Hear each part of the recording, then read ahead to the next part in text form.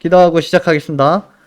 하나님 아버지 감사합니다. 오늘 이렇게 성경지리 11강 강의를 함께 할 수 있도록 저희를 인도하여 주심에 참으로 감사드립니다. 시간 배우고 익히는 이 귀한 시간을 헛되이 여기지 않게 하여 주시고 저희가 배우는 이 내용들이 단순히 지식만 높아지는 것이 아니라 하나님의 말씀을 묵상할 때 더욱더 입체적으로 더욱더 우리 눈앞에 있는 것처럼 우리가 잘 느끼고 깨닫게 하여 주시옵소서. 주님이 우리를 얼마나 사랑하시는지 하나님께서 이 역사를 통해 이루어가시는 그 구원의 놀라운 일이 어떤 것인지 우리가 알기를 원합니다. 저에게 지혜를 더하여 주시옵소서. 감사드리며 예수님의 이름으로 기도드립니다. 아멘.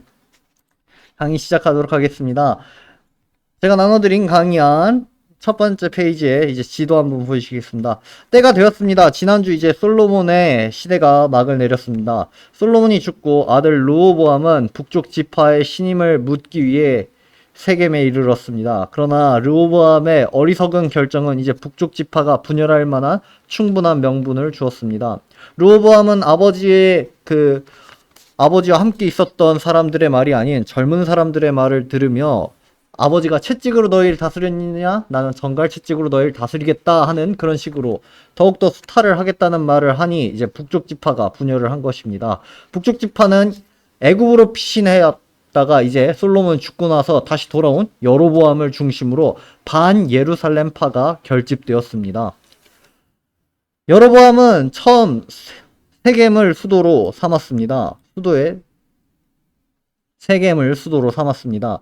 애굽왕 시삭이 침공할 때 세겜이 정복되었습니다. 시삭은 이제 이후에 등장하는 애굽의 왕인데 시삭이 이제 여로보암도 숨겨주고 솔로몬과 다윗으로부터 이렇게 탄탄했던 이스라엘을 분열시키기 위해 이관계를 펼쳐서 이렇게 분열하게 되었습니다. 이제 분열이 되었으니 시삭이 제가 가르쳐 드리는 여기 있습니다.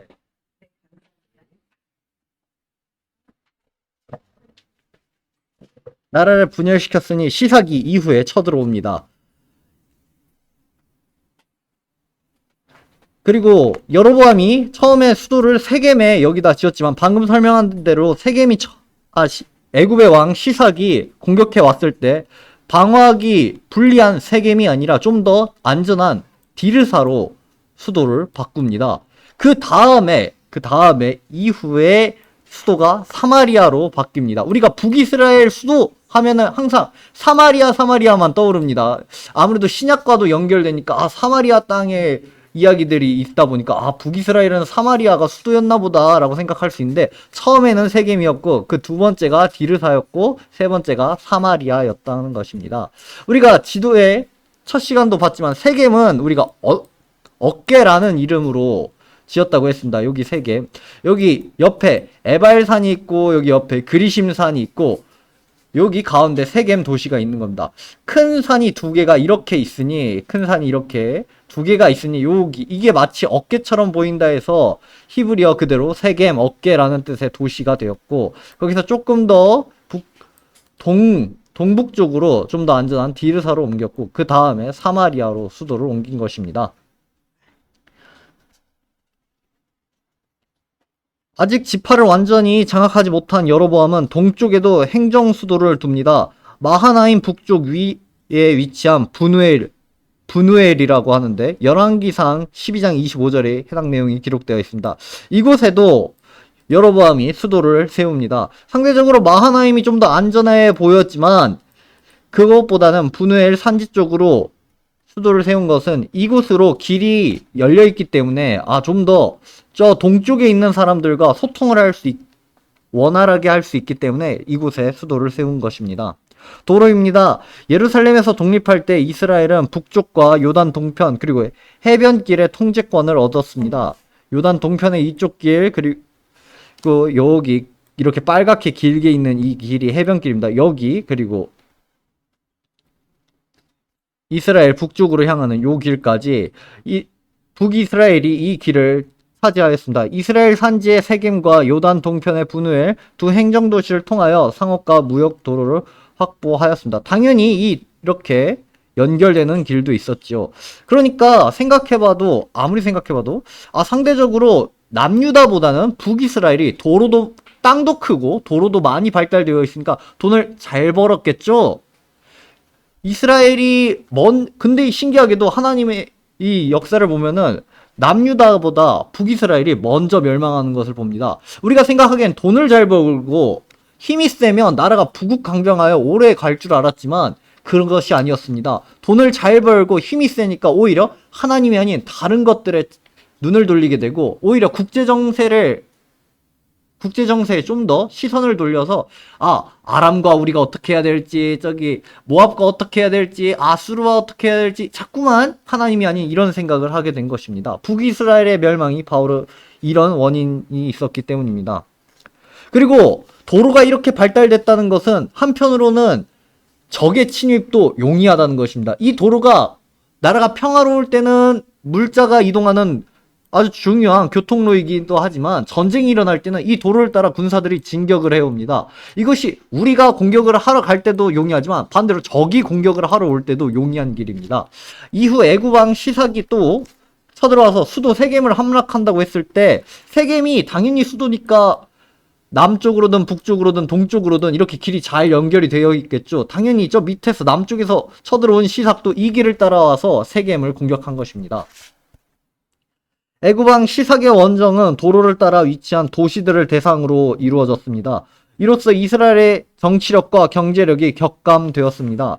이런 면에서 이스라엘은 블레셋, 베니게, 우리 성경엔 베니게라 되어 있는데 우리가 아는 일반 역사에선 페니키아라고 합니다. 그리고 아람, 암몬, 모압과 그리고 가까이 지내는 정책을 취합니다. 북이스라엘이 이런 정책을 취한 것은 당연히 주변 이웃들과 잘 줄타는 외교를 해서 정치적으로 경제적으로 안정을 취하기 위하였습니다. 세 번째로 종교입니다. 여로보암은 고의로 유다의 종교에 비협조적이었습니다. 사실 여로보암이 이러한 입장을 고수하고 싶어서 한 것은 아닙니다. 이유는 크게 세 가지입니다. 첫 번째, 유다에 대한 지도력을 약속하였고, 두 번째, 예루살렘에 기반을 둔 왕조의 정통성, 세 번째, 북쪽 지파 동맹과 에브라임에 대한 욕망입니다. 이 내용이 뭐냐? 우리가 창세기 49장 8절에서 12절 말씀을 보면 이 내용을 또 알 수가 있습니다. 창세기 49장입니다. 해당 내용 제가 읽겠습니다. 창세기 49장 8절부터 12절. 유다야, 너는 내 형제의 찬송이 될지라. 내 손이 내 원수의 목을 잡을 것이요 내 아버지의 아들들이 내 앞에 절하리로다. 유다는 사자 새끼로다. 내 아들아, 너는 움킨 것을 찢고 올라갔도다. 그가 엎드리고 웅크림이 숫사자 같고 암사자 같으니 누가 그를 범할 수 있으랴. 규가 유다를 떠나지 아니하며 통치자의 지팡이가 그 발 사이에서 떠나지 아니하기를 실로가 오시기까지 이르리니 그에게 모든 백성이 복종하리로다. 그의 나귀를 포도나무에 매며 그의 암나귀 새끼를 아름다운 포도나무에 맬 것이며 또 그 옷을 포도주에 빨며 그의 복장을 포도즙에 빨리로다. 그의 눈은 포도주로 인하여 붉겠고 그의 이는 우유로 말미암아 희리로다. 해당 내용은 이제 야곱이 죽으면서 아들들에게 유언을 남기는데 방금 읽은 내용은 유다에게 전하는 내용입니다.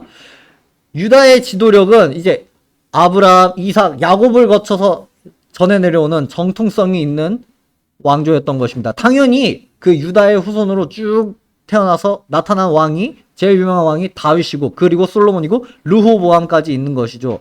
여로보암은 그 유다 지파 사람이 아니었던 것입니다. 그러니까 우리가 하나님을 믿긴 하지만 다 같은 이스라엘 민족이어서 하나님을 믿긴 하지만 유다랑 똑같이 차별성 없이 하나님을 동시에 섬긴다면 이 북이스라엘 사람들 입장에서 그냥 기왕 믿을 거면 정통성이 있는 저 유다 쪽 가서 하나님을 섬기지 굳이 우리가 여기 와서 섬길 이유 없잖냐 하는 것이 첫 번째 이유였습니다. 두 번째 이유가 해당 내용과 또 연결이 됩니다. 그리고 세 번째, 북쪽 지파 동맹과 에브라임에 대한 욕망입니다. 여로보암의 종교적인 선택은 유다 왕조를 계속 따르거나 위험을 감수하거나 둘 중 하나였습니다. 당연히 여로보암은 후자를 택한 것입니다. 유다 왕조를 따르지 않고 위험을 감수하는 악수를 둡니다. 여로보암은 예루살렘의 지배를 벗어나기 위하여 북쪽 종교의 변화를 꾀하였습니다. 그는 북왕국의 양끝이자 오랜 역사적 종교적 전통을 가진 베델과 단에 제단을 세웠습니다. 해당 내용이 열왕기상 12장 27절에서 29절까지 내용입니다. 해당 내용 제가 또 읽겠습니다. 열왕기상 12장 27절에서 29절입니다.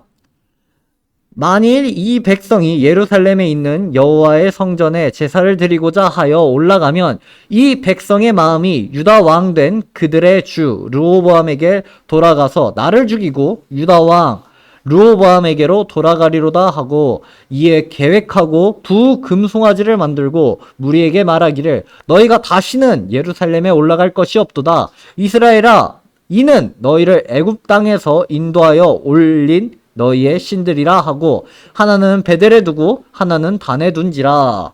아, 이 금송아지 어디서 많이 본 거 아닙니까? 그쵸, 우리가 출애굽기 할 때 내용 봤죠. 금송아지를 세운 사건.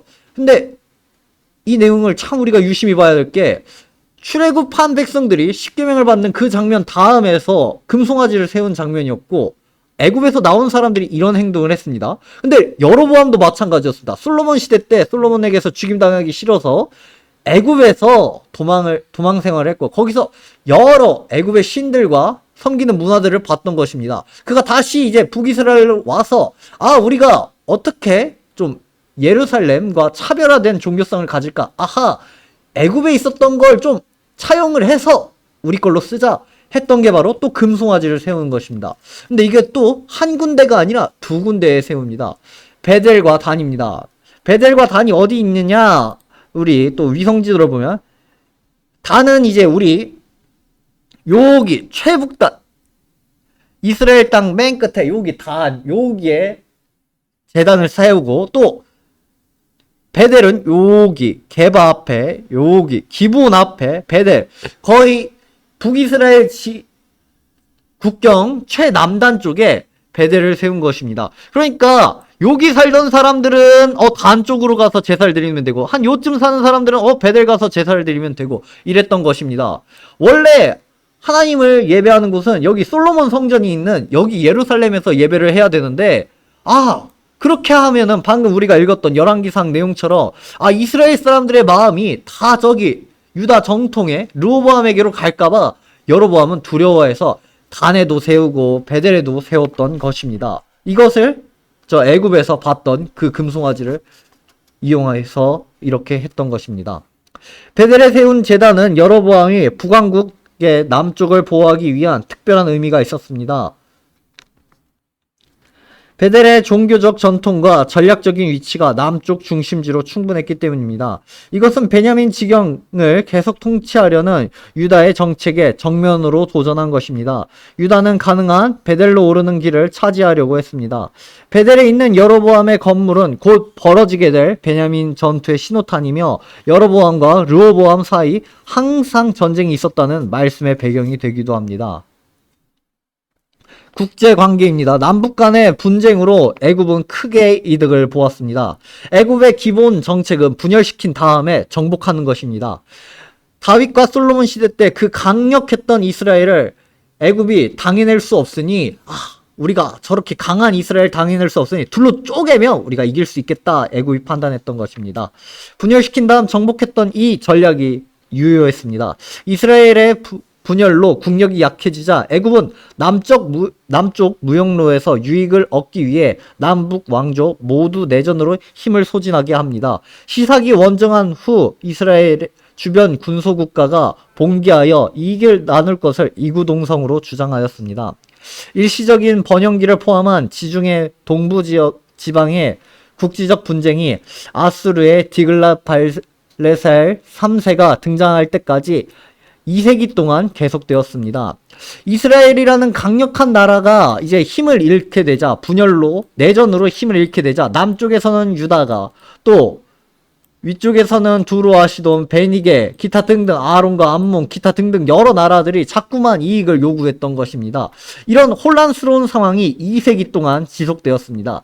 이것이 언제 종속됐냐? 아수르의 디글랏벨레살이 이 모든 것을 다 정복할 때까지 이 내용이 전개가 된 것입니다. 그래서 분열 왕국 시대 때 자꾸만 아니 아직 아수르도 안 나타났고 블레셋도 안 나타났는데 왜 자꾸 이스라엘이 북이스라엘이 혹은 남유다가 주변 나라에 저런 눈치를 보는 거지 생각했다는 것은 지금 얘랑 친구가 되면 쟤가 또 나를 공격하고 또 다른 애가 나를 언제 공격할지 모르는 이 위험한 국제정세 속에서 그들이 이런 관계를 맺었던 것입니다. 특히 두 세기의 첫 50년은 이스라엘과 유다가 베냐민 산지와 요단 동편 가도 그리고 해변길에 접근을 두고 매우 긴장된 상태였습니다. 분열이 일어난 첫 50년은 이런 긴장 상태에 있었습니다. 마치 우리나라가 처음 남과 북으로 쪼개졌을 때 굉장히 이렇게 남과 북 사이가 날카로웠던 그런 날카로웠던 시기를 기억하면 좋겠습니다. 다음으로 볼 것은 이제 애굽왕 시삭의 정복입니다. 해당 내용이 이제 열왕기상 14장 21절에서 31절 그리고 역대하 11장 5절에서부터 그리고 12장 15절까지 이어지는 내용입니다. 솔로몬의 죽음과 함께 다윗이 애써 건설한 왕국이 허무하게 무너졌습니다. 지파의 시기심 때문에 내전이 20년 동안 계속되었습니다. 바로는 가나안 땅의 해변길을 통제하고 있는 남유다와 북이스라엘을 원정할 목적으로 군대를 소집합니다. 시삭이 유다를 약화시키기 위해 공격한 경로가 세 경로가 있습니다. 지도 보시겠습니다. 첫 번째 길은 해안 평야 요 길을 따라서 애굽왕 시삭이 먼저 공격을 합니다. 블레셋을 경유해서 해변길을 따라 게셀과 야알론 골짜기를 향하는 길입니다. 여기가 게셀이고 요 위쪽이 이제 야알론 골짜기입니다. 우리가 블레셋이 서들어왔던 그 길이죠. 요 길로 향하는 것이 애굽왕 시삭의 원정로였습니다. 이는 해안 평야의 애굽의 영향력을 다시 재건하는 의도였으며 예루살렘을 회복시키고 욥바를 예루살렘으로 위한 항구로 유지하려는 희망을 분쇄시키려는 조치였습니다. 욥바가 여기 있는 항구입니다. 우리가 전에 솔로몬 시대 때 솔로몬이 레바논의 백향목으로 궁궐을 지었다, 성전을 지었다 했던 게 저기 요 위에 여기 두로에서 배를 타고 여기서 레바논의 백향목을 싣고 여기 욥바에서 내려서 길 따라서 여기 예루살렘까지 가져왔습니다. 이런 항구 무역이 솔로몬 시대 때 활발했고 솔로몬이 이로 인해서 많은 부귀와 권력을 누리게 됐는데 애굽 왕의 시삭이 이 길을 따라 공격한 것은 이 길에 이쪽에 애굽의 영향력이 가득하면은 이제 이스라엘이 예루살렘이 함부로 이 해변길을 장악하지 못하도록 했던 그런 전략적인 이유가 있었던 것입니다. 두 번째 길은 이제 베냐민 산지길로 향하는 길입니다. 여기서 그치지 않고 애굽 왕 시삭은 더 예루살렘 깊숙이 공격을 합니다. 블레셋처럼 애굽도 베냐민 산지의 전략적인 가치를 잘 알고 있었습니다. 베냐민 산지와 서쪽의 접근로는 서쪽 접근로의 군사행동은 상부 이집트 나일 강변 카르낙 신전벽에 새긴 시삭 비문에 잘 나타납니다. 시삭 비문에는 게셀, 루브티, 아얄론, 기랏 여아림, 베토론, 기브온 이 도시들의 이름이 거론되어 있는데 이따 뒤에 시삭이 정복한 그 비문들의 내용에 이 내용들이 있습니다. 시삭은 솔로몬이 일찍이 요새화한 도시 중 이곳들을 점령한 곳입니다. 이 비문에는 예루살렘이 기록되어 있지는 않습니다. 르호보암이 예루살렘의 모든 보호물을 내주었기 때문입니다. 열왕기상 14장 25절에서 28절 내용 한번 보시겠습니다.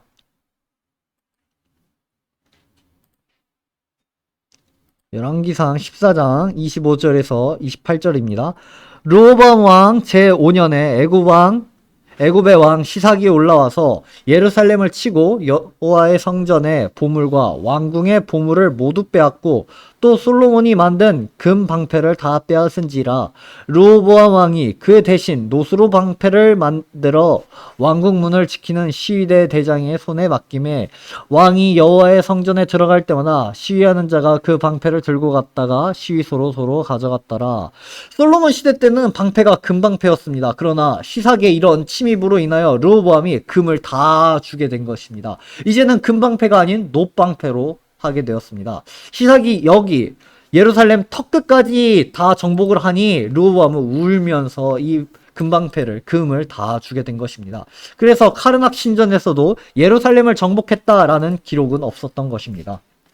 세 번째 길입니다. 세 번째는 시삭이 이제 또 이렇게 네게브 길로 향합니다. 시삭 비문에는 지명이 70여 개나 또 있습니다. 이는 가나안 남쪽을 자세히 알려주는 자료입니다. 이들 대부분은 주거지는 아니고 극소수의 주민이 유랑했던 광야라 현재는 소수의 지명만 확인되어 있습니다.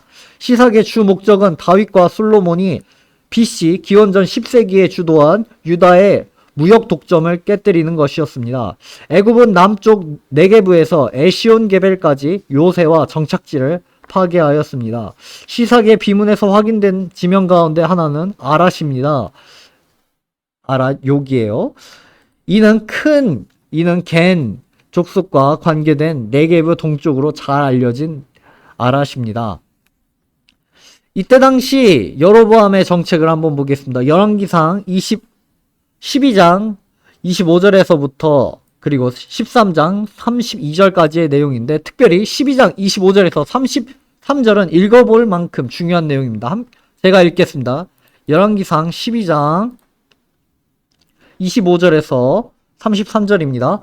여로보암이 에브라임 산지에 세겜을 건축하고 거기서 살며 또 거기서 나가서 분우엘을 건축하고 그의 마음에 스스로 이르기를 나라가 이제 다윗의 집으로 돌아가리로다.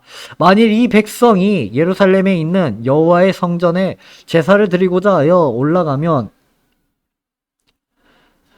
이 백성의 마음이 유다 왕 된 그들의 주 르호보암에게로 돌아가서 나를 죽이고 유다의 왕 르호보암에게로 돌아가리로다 하고 이에 계획하고 그 두 금송아지를 만들고 무리에게 말하기를 너희가 다시는 예루살렘에 올라갈 것이 없도다. 이스라엘아 이는 너희를 애굽 땅에서 인도하여 올린 너희의 신들이라 하고 하나는 베델에 두고 하나는 단에 둔지라.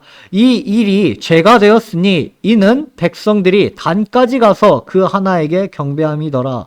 그가 또 산당들을 짓고 레위 자손 아닌 보통 백성으로 제사장을 삼고 8째 달 곧 그 15째 날로 절기를 정하여 유다의 절기와 비슷하게 하고 제단에 올라가서 베델에서 그와 같이 행하여 그가 만든 금송아지에게로 제사를 드렸으며 그가 지은 산당의 제사장을 베델에서 세웠더라. 그가 자기 마음대로 정한 달, 곧 8째 달, 15째 날로 이스라엘 자손을 위하여 절기로 정하고 베델에 쌓은 제단에 올라가서 분향하였더라. 아까 읽은 그 단과 베델에 제단을 쌓았다는 내용에서 이어져서 이제 여로보암이 산당도 짓고 레위 사람이 아닌 보통 백성으로도 제사장을 삼고 또 8째 달, 15째 날에 절기를 세웠다는 내용이 해당 내용입니다. 이 내용이 왜 중요한지 계속해서 보시겠습니다. 베델의 중요성은 우리가 아까도 봤지만 열왕기상 13장에서도 계속 언급이 됩니다. 유다의 선지자는 베델에 가서 여로보암에게 경고를 합니다. 제단이 갈라지기도 하고 여로보암의 손이 말랐다가 다시 펴지기도 합니다. 그러나 그는 돌이키지 않았고 사마리아의 노 선지자는 저주를 선포한 하나님의 사람까지 타락하게 하여 죽게 하였습니다. 사마리아의 배교가 앞으로 어떻게 벌어질 수 있는지 알 수 있는 사건입니다. 여로보암의 죄는 자신의 권력을 위해 우상의 전을 만든 것이 첫 번째이며 둘째로는 이를 합리화하기 위해 아까 새로이 만든 8월 15일 그것이 언제였냐면 초막절이었던 7월 15일을 바꾼 것입니다. 초막절 7월 15일이었던 그 유다의 절기를 비슷한 날짜인 8월 15일로 여로보암이 바꾼 것입니다. 또 이에 레위인이 반발하자 제사장들도 자신에게 동조하는 보통 백성들로 세운 것입니다. 하나님이 왕이 아니라 자신이 왕이 된 끔찍한 사건입니다. 앞으로 계속해서 북이스라엘의 여로보암의 죄에서 떠나지 아니하였더라. 여로보암의 길에서 벗어나지 아니하였더라. 계속해서 나타나는 것이 바로 이 길에서 돌이키지 않았던 것입니다.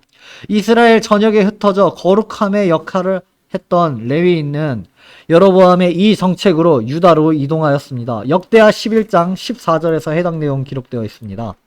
11장 14절입니다. 역대하 11장 14절 레위 사람들이 자기들의 마을들과 산업을 떠나 유다와 예루살렘에 이르렀으니 이는 여로보암과 그의 아들들이 그들을 해임하여 여호와께 제사장의 직분을 행하지 못하게 하고, 결국 말씀 맡은 레위인이 없어지자 북이스라엘은 장기적인 위기에 봉착하였습니다. 단순히 돈을 많이 벌고 뭐 국제적으로 위험하고 안 위험하고 이것이 아니라 죄를 범해도 그 기준을 제시하고 다시 돌이키려고 해도 그 기준이 될 말씀을 전할 레위인이 없어진 끔찍한 일이 벌어진 것입니다. 선지자가 아무리 나타나 말씀을 전해도 바로잡을 레위인이 없었기 때문에 돌아올 수 없는 강을 건넌 민족이 되었습니다. 그래서 북이스라엘은 포로 후에도 돌아올 수 없게 된 것입니다. 말씀이라는 기준이 사라진 민족이 된 것이 바로 이 일로 인하여 시작된 것입니다. 앞서 본 지도가 이제 예루살렘 지역과 남쪽 지역에 관한 시사기 침략이었다. 북쪽 지역에 관한 시사기 침략이었다면 이 지도는 이제 남쪽의 침략에 대한 초점을 맞추고 있습니다. 역대하 12장 4절의 내용입니다.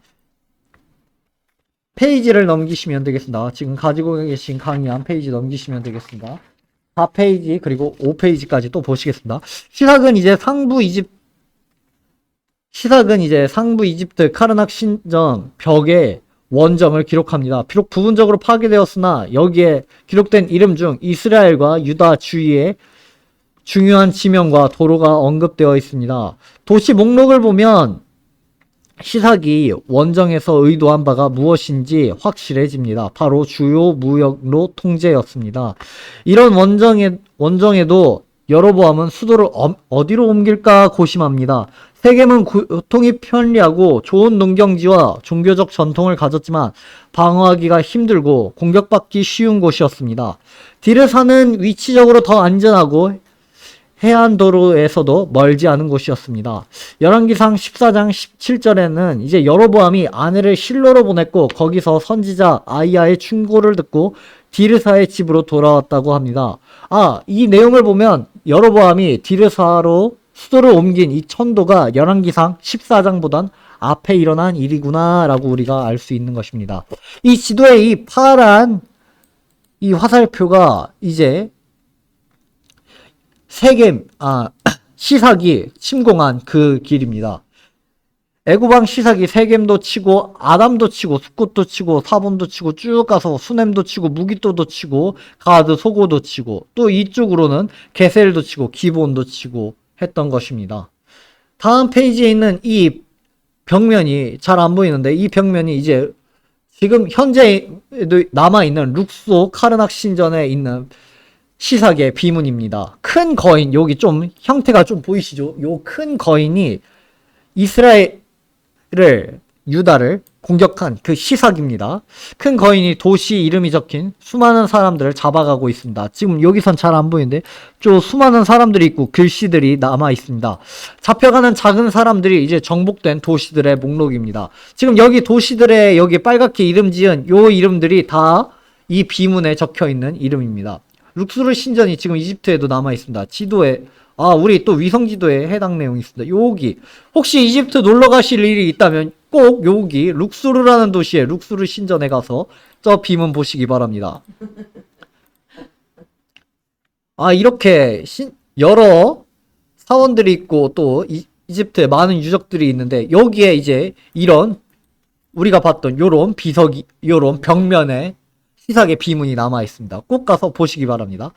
시삭의 원정 순서가 정확히 알려져 있지는 않습니다. 그렇다 하더라도 비문의 도시의 목록을 따르면 이제 북왕국의 큰 충격이었음을 우리가 틀림없이 알 수 있습니다. 어디서부터 왔고 언제 침공을 했고 이런 걸 정확히 알 수는 없지만 이런 수많은 도시들이 함락된 것을 보면은 북왕국에 정말 큰 충격이 있었구나라는 것을 알 수 있습니다. 앞서 르호보암이 금방패를 다 줬다고 했다는 것을 우리가 보았고 그러면 북이스라엘에게도 많은 경제적인 혼란과 위기가 있었다는 것을 우리가 충분히 짐작할 수 있습니다. 이집트는 세계의 주요 권역에 위치한 도시들을 침으로 여로보암의 북왕국을 약화시켰습니다. 먼저는 산지에 위치한 여기선 잘 안 보이네요. 산지에 위치한 디르사, 분우엘, 그리고 아마도 세겜 등 행정 중심의 도시들이고, 그리고 두 번째로 이스라엘 골짜기에 위치한 베산 계곡을 잇는 도로 근처의 도시들, 그리고 세 번째로 해변길을 따라 소고에서 세겜까지 이르는 도로와 남북 무역로에 있는 도시들입니다. 북왕국은 이때 이런 것을 어느 정도 회복했을지라도 이제 내적인 정치적인 혼란으로 악화가 되었습니다. 아니, 여로보암이라는 벌출한 인물로 우리 열지파가 결집하면 잘 살 수 있을 거라고 생각했는데, 아니 얼마 지나지 않아서 이렇게 애굽의 시삭이 우리를 이렇게 다 수탈하고 다 정복하니 이거 여로보암 믿을 수 있겠나 했던 것이 정치적인 혼란으로 작용했던 것입니다. 그래서 디르사 천도로 분위기를 바꾸고 강한 나라로 성장하는 그런 기틀을 마련하기 위해서 여로보암이 이 일을 감행했던 것입니다. 북왕국은 요단 동편과 베델에서 라마, 게셀 주위로 확대되었습니다. 그럼에도 불구하고 북쪽은 통제하기 어려웠습니다. 특히 아람에서 하솔과 벳산을 경유하여 이스라엘 골짜기까지 이르는 도로가 그러하였습니다. 왕국 분열을 통하여 우리가 얻는 교훈도 있습니다. 유다의 위대했던 영화가 솔로몬의 죽음 후 르호보암 왕 15년 만에 삽시간에 사라졌습니다. 르호보암은 자신의 지역에 성곽이 있는 도시를 세웠습니다. 위 도시들을 포함한 역대기에 기록된 기록이 그 신빙성을 인정받지 못하다가 최근 한국 고고학팀이 2013년에서 16년 라기스에서 르호보암 시대의 성벽을 발굴하는 성과를 올렸습니다. 발굴을 주도했던 강우구 박사는 이 성벽에서 나온 올리브 씨앗의 반감기를 조사한 결과 르호보암 시대가 확실하다는 것을 확인하였고, 이로써 르호보암 시대 최초의 발굴지가 되었습니다. 이 도시는 시삭의 침공을 예견한 르호보암의 방비였는지 아니면 소잃고 외양간 고치는 듯 시삭의 침공 후 남쪽 방비를 했는지 알 수는 없으나 유다에게 남쪽 방어가 중요해졌음을 알려주는 내용입니다. 솔로몬 시대의 병거성이 게셀, 무깃도, 하솔에 위치하였다면 유다의 병거성은 쉐펠라 남쪽 요새인 라기스에 있었습니다. 여기 빨갛게 이름한 도시들이 전부 다 르호보암이 세운 병거성이라고 생각하시면 되겠습니다. 르호보암은 이렇게 쉐펠라 남쪽 지역에 좀 더 비중을 차지합니다.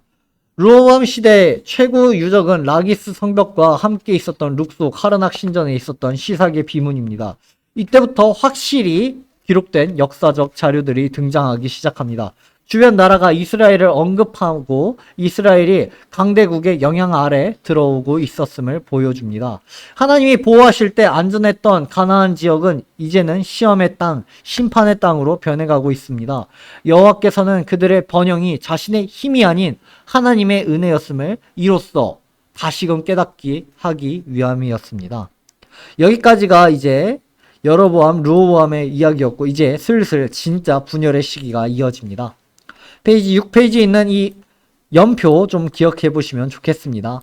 성경 읽으실 때 계속해서 이 왕들의 이름이 나올 텐데, 성경이 우리가 아는 역사대로 여로보암 왕 이야기가 시작하면 여로보암 왕 이야기 다 하고 르호보암 왕 이야기 다 하고 이렇게 진행되지 않습니다. 좀 순서가 뒤죽박죽 하는 것처럼 보입니다.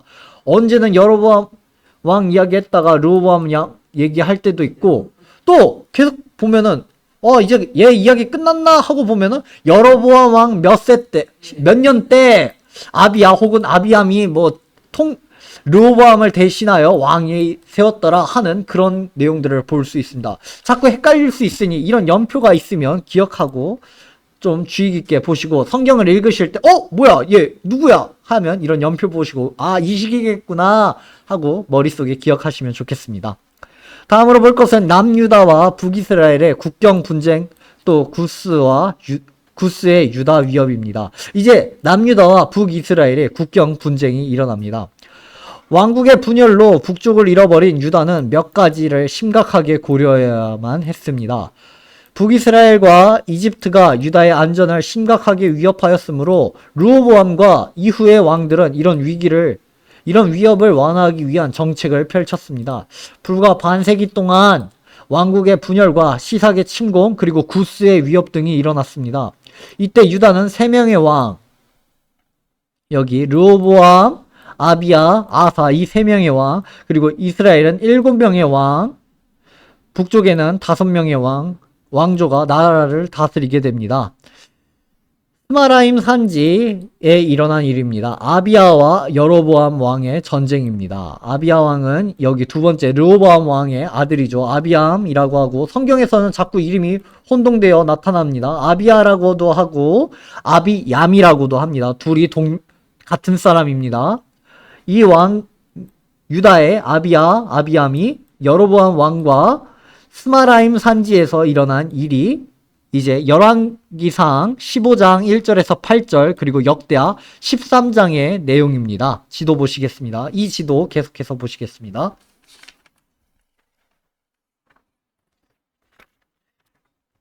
이제 기원전 900년 전후에 일어난 사건으로 우리가 눈을 돌려보겠습니다. 첫 번째로 기록된 일은 르호보암의 아들이었던 아비야, 때로는 아비암이 통치 3년 동안 통치했던 때에 벌어진 일입니다. 적절한 외교, 군사활동으로 탐내던 베델 북쪽 일부까지 유다 수중에 들어오게 됩니다. 아비야 통치 동안 이스라엘과 유다 사이에는 긴장의 연속이었습니다. 여로보암과 아비야 사이에 전쟁이 계속되었습니다. 해당 내용이 열왕기상 15장 7절에 기록되어 있습니다. 해당 내용 읽겠습니다. 열왕기상 15장 7절입니다. 아비암과 여로보암 사이에도 전쟁이 있었으나 아비암의 남은 사적과 그가 그 행한 모든 일은 유다왕 역대지략에 기록되지 아니하였으나 어떤 점에서는 아비야는 다메섹과 동맹 관계였기도 하였습니다. 이런 외교 관계는 아비야 때는 당연한 것이었습니다. 아비야는 이스라엘과 북쪽과 요단 동편에 몰두하게 만들어 이스라엘이 북쪽과 요단 동편에 몰두하게 만들어 유다에는 신경을 쓰지 못하도록 하기 위함이었습니다. 지도를 보시면 요거 좀 끄고 요렇게 이스라엘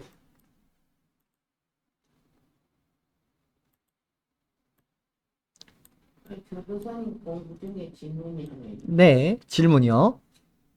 성경을 읽다 보면 기록되니라 하는 말씀도 있고 지금 조금 전에 공부사님 말씀한 것이 기록되지 아니하였느냐 예. 이건 어떻게 구별을 해요? 오호.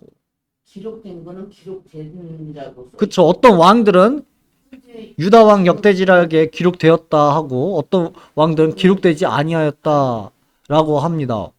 아니하였다는 그건 역사에 그 기록이 안 됐다는 말이에요.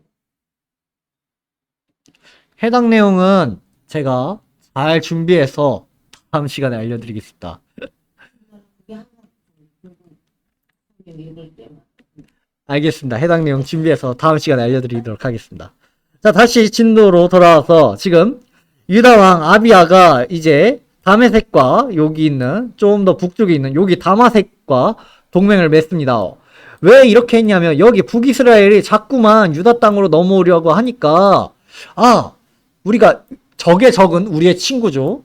좀 더 이 북이스라엘 사람들이 여기 다마섹이랑 좀 신경을 써라. 우리랑 싸우지 말고 저기 윗동네 사람들이랑 좀 싸워라 하라고 지금 유다가 다마섹과 화친을 맺은 것입니다.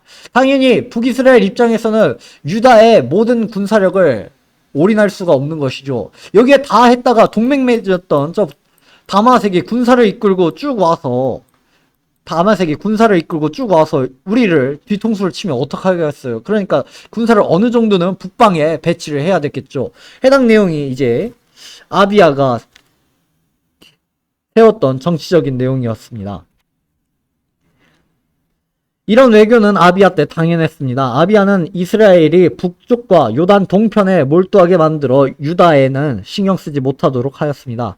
아비야와 유다의 군대는 베냐민 산지 지대를 거쳐 베델을 공략할 만큼 힘이 갖추어졌다고 이제는 느껴졌을 때 스마라임 상겹 베델의 바로 남쪽 여로보암의 군대와 만납니다. 이렇게 외교적인 정치를 아비암이 펼치고 힘을 모읍니다. 어느 정도 힘이 모여서 이제는 좀 할만한데 할 때 아비암이 공격을 감행합니다. 여기 지도를 볼 때 여기 1번이라고 돼 있는 여기 잘 보겠습니다. 예루살렘에서부터 출발해서 쭉 가서 여기 좀 지도에선 잘 안 보이는데 좀 더 확대를 해서 여기 베델 밑에 스마라임 산이라고 성경에는 기록되어 있는데 아무래도 여기 위성지도를 보면 아마 요쯤 어간에 있는 산이라고 생각을 합니다. 아무래도 여기도 뭐 해발 고도가 막 800m쯤 되니까 뭐 여기에도 산이 있을 것 같습니다. 요 지역에서 이제 여로보암의 군대와 맞닥뜨리게 됩니다. 남북 능선은 이제 동쪽과 서쪽 양쪽에 깊게 침투되어 올라온 협곡에 의해 폭이 좁아집니다. 베냐민 전쟁에서 아비아는 베냐민 산지 북부와 베델의 북쪽과 동쪽 접근로 및 인근 도시인 여사나 그리고 에브라임까지 정복을 하게 됩니다. 이는 북쪽 왕국과 딜사를 잇는 여로보암의 지지자들에게 큰 충격이었습니다. 단순히 공격을 감행했다 여기서 끝이 아니라 베델을 함락하고 진격하여 여사나도 공격하고 또 위쪽으로 가서 에브라임 지역까지 공격을 감행한 것입니다. 이 지역까지 이제 유다가 침공을 합니다. 해당 내용이 북쪽 지파에겐 큰 충격이었습니다. 이 해당 내용이 역대하 13장에 기록되어 있습니다. 역대하 13장 19절 제가 읽겠습니다. 아비아가 여로보암을 쫓아가서 그의 성읍들을 빼앗았으니 곧 베델과 그 동네들과 여사나와 그 동네들과 에브론과 그 동네들이라.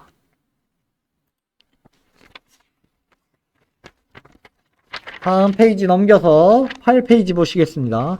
시삭 원정 때 모든 것을 상실한 유다는 북쪽으로 이제는 세력을 확장해야 했습니다. 아비아가 진격한 남쪽 에브라임 도로는 이제 이스라엘이 유다를 침략하기 쉬운 장소였습니다. 아비아는 이 사실을 알았기 때문에 이렇게 선제 공격을 감행한 것입니다. 북쪽 지파가 시삭으로 인하여 많은 것을 잃었으니 다른 것을 좀 회복해야 되는데 그때 회복하기 쉬운 길이 요 길을 따라서 또 예루살렘을 공격하는 이 길이었는데 이를 아비아도 알아차려서 이렇게 먼저 선제 공격을 감행한 것입니다. 베냐민과 베델을 잃은 이스라엘은 상황을 타개할 다른 계획을 해변길을 따라 모색을 합니다. 요렇게 이 밑에 기쁘돈이라 되어 있는 여기 있죠. 이 길입니다. 여로보암의 아들 나답은 산지에서 실패한 전쟁을 서쪽 해변길로 우회하여 셰펠라를 진입하기 위한 기쁘돈을 공격합니다. 그러나 이미 카리스마를 보여주기 실패한 여로보암의 가문은 북쪽 지파의 신뢰를 잃고 첫 반역에 직면하여 무너지게 됩니다. 아까 페이지 6페이지에 있는 여기 보면 여로보암의 아들이 나답인데 나답의 아들이 바하사가 아니라 반란을 당해서 왕조가 바뀌게 됩니다. 바하사 왕조가 들어서게 됩니다. 그리고 이후에 오므리 왕조라고 또 말을 하는데 당연히 바하사의 아들이었던 엘라가 있었는데 또 시므리에게 나라를 뺏기고 또 오므리가 또 반역을 나라를 또 차지하여 디브니와 경쟁을 하여 차지하여 오므리 왕조가 세워지고 오므리의 아들이 그 유명한 아합이 된 것입니다. 왕조가 북이스라엘에서 계속해서 바뀝니다. 자, 그 첫 반역의 시작이 이제 여로보암의 아들이었던 나답에서 이제 또 반역이 일어나게 됩니다. 나답이 아무리 이렇게 기쁘돈을 공략을 하였을지라도 이렇게 시삭으로부터 크게 대피하고 또 남유다로부터 이렇게 베델이라는 우리가 여로보암이 단과 베델에 제단을 세웠다는 그 베델에도 또 이렇게 땅을 빼앗기는 이런 큰 일을 겪으니 정치적인 혼란이 더는 견디지 못하고 반역이 일어난 것입니다.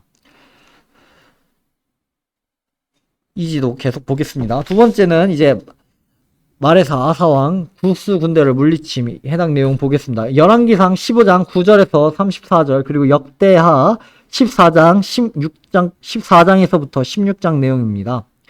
유다의 아비아가 죽자 아들 아사가 왕이 됩니다.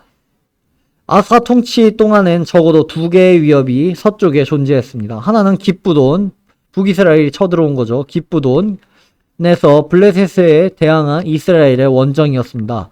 유다에게 베델을 잃은 여로보암의 지지 세력은 유다에게 베델을 잃은 여로보암은 지지 세력에게 상당한 실망감을 안겨주었습니다. 아마 이사갈의 바하사가 여로보암의 아들 나답과 가족을 살해한 것도 이러한 영향이 아닌가 싶습니다. 해당 내용이, 이 반역의 내용이 열왕기상 15장 27절에 기록되어 있습니다. 열왕기상 15장 27절 보겠습니다. 이에 이사갈 족속 아히야의 아들 바하사가 그를 모반하여 블레셋 사람에게 속한 기쁘돈에서 그를 죽였으니 이는 나답과 온 이스라엘이 기쁘돈을 에워싸고 있었음이더라. 지금 여로보암의 아들 나답이 이렇게 원정을 떠나서 기쁘돈을 거의 다 함락할 때쯤 이사갈 지파의 바하사가 이 자리에서 나답을 죽이고 왕위를 찬탈한 것입니다. 바하사의 반역은 이스라엘이 블레셋의 북쪽 기쁘돈을 공략할 동안 이루어졌습니다. 지도는 베델을 빼앗긴 이스라엘이 영향력을 회복하기 위해 어떤 조치를 취해졌는가 보여줍니다.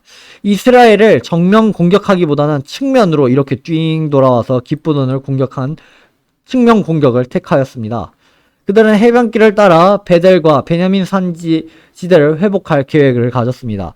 당연히 여기 기쁘돈만 이렇게 먹고 끝내는 것이 아니라 이 길을 따라 과거 블레셋이 이렇게 산지길을 따라 유다를 공격했던 것처럼 북이스라엘 또한 이런 산지길을 따라 영토를 회복할 계획을 가졌던 것입니다. 그 첫 출발이 여기 기쁘돈이었던 것이고요. 그러므로 이스라엘이 기쁘돈을 취하려 했던 것은 베냐민 전쟁의 연속이었습니다. 기쁘돈을 점령하면 해변길을 따라 이스라엘의 힘이 더 강해져 아엘론 골짜기와 베냐민 산지를 쉽게 침략할 수 있기 때문입니다. 이는 유다의 취약한 측면을 공격하여 지역적 우위를 점령하려는 뛰어난 정치적인 술수였습니다. 기쁘돈 전쟁은 이스라엘 역사에서 에브라임 남쪽 경계가 중요한 내용이었음을 재차 강조하는 것입니다. 열왕기상 16장 15절에서 16절은 다시 기쁘돈 공격을 감행합니다. 그러나 기원전 909년에 여로보암의 아들 나답 왕이 기쁘돈에서 바하사에게 암살당하여 예루살렘의 아사는 큰 압력을 떨쳐버릴 수 있었습니다. 당연히 계속해서 나답을 필두로 여로보암 왕조가 계속해서 이 공격을 감행하였다면 아사는 큰 압박을 느꼈겠지만 바하사가 나답을 죽임으로써 왕조가 바뀌니 당연히 이 정치적인 혼란도 해결해야 됐고 또 어느 정도 이 마무리도 지어야 됐으니 더는 이 예루살렘까지, 이 베냐민 산지까지 적들이 오지 못했던 것입니다. 북이스라엘이 침공하지 못했던 것입니다. 이 일로 유다의 왕 아사는 한시름 놓게 된 것입니다. 위협 중이었던 아사는 이제 좀 한숨 돌릴 수 있으니 좀 외적인 문제, 이 전쟁보다는 내부 문제의 정리를 좀 하고 싶었습니다. 솔로몬의 영향으로 이방신들이 많이 들어왔고 그 주범이었던 정략 결혼을 한 왕비들이 있었습니다. 솔로몬은 자신의 왕위를 르호보암에 넘겼고 그의 어머니 나아만은 암몬 여인이었습니다. 해당 내용 열왕기상 14장 21절에 있습니다.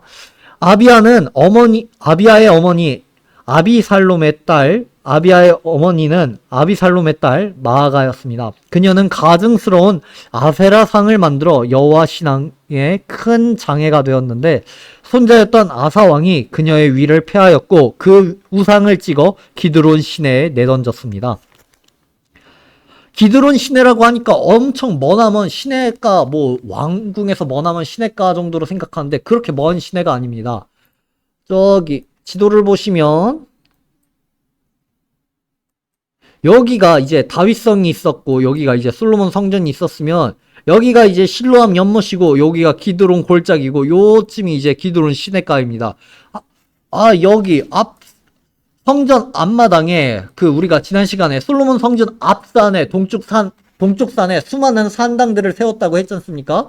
거기 산이 이제 겟세마네 동산 앞에 있던 여기 감람산 한 요 일대의 산일 텐데 여기에 산당들이 많은데 지금 아사 왕이 지금 자기 할머니가 세웠던 저 우상들을 다 찍어다가 여기 기드론 시내 요 기드론 골짜기 여기다가 내던졌다라고 생각하면 되겠습니다.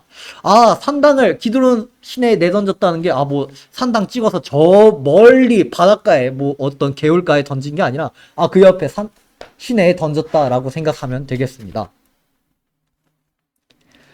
내부 문제를 정비하던 중 유다에 대한 두 번째 위협은 서쪽 셰펠라, 남쪽 모솔리에서 왔습니다. 구스 사람 세라가 위협을 한 것입니다. 구스 사람 세라가 여기서부터 쭉 침공을 합니다. 세라의 기원은 이집트 제27대 리비아 왕조의 바로라고도 추정을 하기도 하고 남쪽 아라비아에서 온 대규모 유목민 군대의 지도자라고 추정을 하기도 합니다. 이 일로 셰펠라에 대한 유다의 통치권이 크게 위협을 당합니다.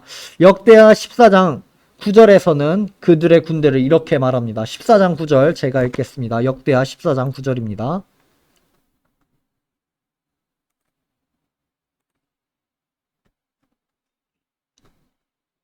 구스 사람 세라가 그들을 치려하여 군사 100만 명과 병거 300대를 거느리고 메레사에 이름에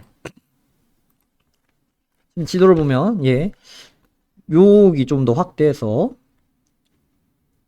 저기 남쪽에서 쭉 와서 구스 사람 세라가 여기 메레사라는 요 지역에 100만 명이라고 되는 이런 놀라운 사람들을 이끌고 옵니다. 이 100만 명이 실제로 사람 수가 100만인지 아니면 다른 수인지는 헷갈립니다만 우리 성경에선 100만 명이라고 하고 있습니다. 이때 아사는 방어선을 마레사 근처에 구축하게 됩니다. 그는 하나님이 구원자가 될 것이라고 믿습니다. 그의 신앙 고백을 역대하 14장에서는 이렇게 기록합니다. 방금 읽었던 구스 사람 세라가 그들은 유다 사람입니다. 유다를 치려 하여 군사 100만 명과 병거 300대를 거느리고 마레사의 이름에 정말 위협적인 이 순간에 아사가 이렇게 말을 합니다. 아사가 마주 나가서 마레사의 스바다 골짜기에 진열을 갖추고 아사가 그의 하나님 여호와께 부르짖어 이르되 여호와여 힘이 강한 자와 약한 자 사이에는 주밖에 도와줄 이가 없사오니 우리 하나님 여호와여 우리를 도우소서. 우리가 주를 의지하오며 주의 이름을 의탁하옵고 이 많은 무리를 치러 왔나이다. 여호와여 주는 우리 하나님이시오니 원하건대 사람이 주를 이기지 못하게 하옵소서 하였더니 아사 왕은 산당도 없애고 또 이렇게 위기의 순간에 하나님께 매달리는 그런 왕이었습니다. 마레사 전쟁에 대한 결과는 역대하 14장 9절에서부터 쭉 내려가서 15절에까지 잘 나타나 있습니다. 계속해서 읽겠습니다. 12절입니다. 여호와께서 구스 사람들을 아사와 유다 사람들 앞에서 치시니 구스 사람들이 도망하는지라. 아사와 그와 함께한 백성이 구스 사람들을 추격하여 그랄까지 이름에 구스 사람들이 엎드려지고 살아남은 자가 없었으니 이는 여호와 앞에서와 그의 군대 앞에서 패망하였음이라. 노력한 물건이 매우 많았더라. 여호와께서 그랄 사면 모든 성읍 백성을 두렵게 하시니 무리가 그의 모든 성읍을 치고 그 가운데 있는 많은 물건을 노력하고 또 짐승 지키는 천막을 치고 양과 낙타를 많이 이끌고 예루살렘으로 돌아왔더라.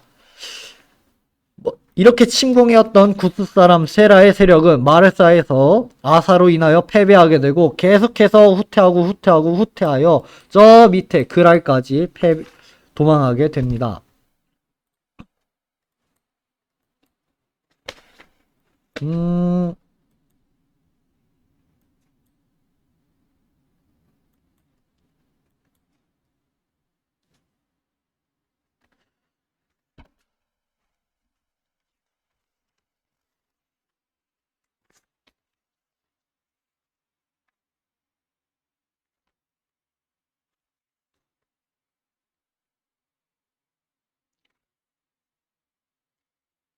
마레사 전쟁에 대한 결과는 이제 방금 읽었던 역대하 14장의 내용에 더 잘 드러났고, 이제 구스 사람을 쫓아가 이른 그랄은 해변길과 동쪽에서 오는 무역로가 만나는 서쪽 네게브에서 중요한 길입니다. 유다에서 아사가, 이스라엘에서는 바하사가 다스릴 동안 두 나라 사이에 국경 문제를 놓고 외교, 군사 분쟁이 계속되었습니다. 쭉 계속해서 지도 보겠습니다. 유다에는 왕, 이제 아비야를 지나 아사가, 그리고 북이스라엘에서는 바하사가 왕위를 다스리고 있었던 때에도 계속해서 국경 분쟁은 있었습니다. 디르사의 새로운 왕조의 왕 바하사는 능력을 증명할 필요가 있었습니다. 열왕기상 15장 79절에서는 바하사가 다메섹 왕과 새로운 조약을 맺는 것을 알려줍니다. 이 약조는 바하사가 북쪽의 위협에서 벗어나 남쪽 문제에 집중할 수 있도록 하는 것입니다. 아까 아비야가 저기 위에 다메섹과 화친을 맺어서 더 이상 북이스라엘이 남유다에 신경을 못 쓰게끔 그런 동맹을 맺었다고 했었는데, 이제는 바하사가 다메섹과 동맹을 맺어서 우리가 남유다 좀 공격하는 동안 우리 터치하지 마, 이렇게 약속을 맺었던 것입니다. 이 약조는 바하사가 북쪽의 위협에서 벗어나 남쪽 문제에 집중할 수 있게 합니다. 어떻게 바하사가 베델을 재탈환했는지는 성경이 기록하고 있지 않습니다. 그러나 바하사가 베델을 재탈환합니다. 아비야처럼 베델에서 만족하지 않고 베냐민 산지에서 중요한 교차로인 라마까지 세력을 확장해 나갑니다. 앞서 유다가 먼저 선제 공격을 가해서 베델을 정복을 하고 여사나를 정복하고 에브론과 에브라인 이 지역을 정복했다고 말씀을 드렸습니다. 그러나 이제는 바하사가 북쪽을 방비한 다음에 베델을 정복하고 또 여기서 멈추지 않고 라마까지 정복을 하는 모습을 보여줍니다. 라마에서 역시 아사가 또 분투합니다. 아사가 또 공격을 합니다. 이스라엘이 유다가 베델을 차지한 것을 참을 수 없듯이 유다는 중앙 베냐민 산지의 중심이었던 라마를 잃고 고립된 것을 용납할 수 없었던 것입니다. 열왕기상 15장 16절에서 22절은 유다의 외교, 군사적 움직임을 간단히 정리하고 있습니다. 성경은 바하사의 움직임을 다음과 같이 잘 요약합니다. 해당 내용이 열왕기상 15장 16절에서부터 17절까지의 내용입니다. 아사는 외교적으로 국면을 타개하였습니다. 그러나 이것은 전체 이스라엘에게 큰 올무가 됩니다.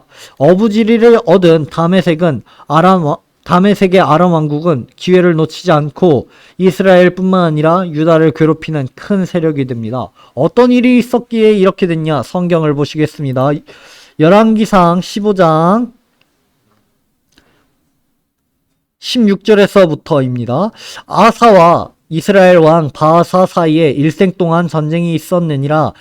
이스라엘 왕 바하사가 유다를 치러 올라와서 라마를 건축하여 사람을 유다 왕 아사와 왕래하지 못하게 하려 한지라. 아사가 여호와의 성전 곡간과 왕궁 곡간에 남은 은금을 모두 가져다가 그 신하에게 손에 넘겨 다메섹에 거주하고 있는 아람 왕 헤시온의 손자 다브림몬의 아들 베나다색에 보내며 이르되, 나와 당신 사이에 약조가 있고 내 아버지와 당신의 아버지 사이에도 있었으니라. 내가 당신에게 은금 예물을 보내었으니 와서 이스라엘 왕 바하사와 세운 약조를 깨뜨리소서. 그가 나를 떠나게 하라 하매. 베나닷이 아사 왕의 말을 듣고 그의 군대 지휘관들을 보내 이스라엘 성읍을 치되 이온과 단과 아벨마가와 긴네렛 온 땅과 납달리 온 땅을 쳤더니 바하사가 듣고 라마 건축하는 일을 중단하고 디르사에 거주하느니라. 지금 남유다와 북이스라엘은 서로 싸우는 이 와중에서 자꾸만 외부의 도움을 구합니다. 왜냐면 북이스라엘이 중요했던 도시였던 이 베델을 뺏기고 여시나를 뺏기고 에브라임을 뺏겼을 때 이를 탈환하기 위해서는 북쪽과 유단 동편에 이 압박을 가하는 이 다메섹에서부터 해방되어야 했기 때문에 다메섹과 화친을 맺기 위해서, 동맹을 맺기 위해서 다메섹의 요구를 따라 은금을 주고 해당 요구를 따를 수밖에 없었고, 그것이 이행됐을 때 이제 여기서 군사를 빼서 뺏겼던 베델도 회복하고 심지어는 베델에서 멈추지 않고 라마까지 진격하는 이런 기염을 보여줄 수 있습니다. 당연히 예루살렘 입장에서 이를 가만히 볼 수 없고 또다시 은금을 다메섹에 보내요.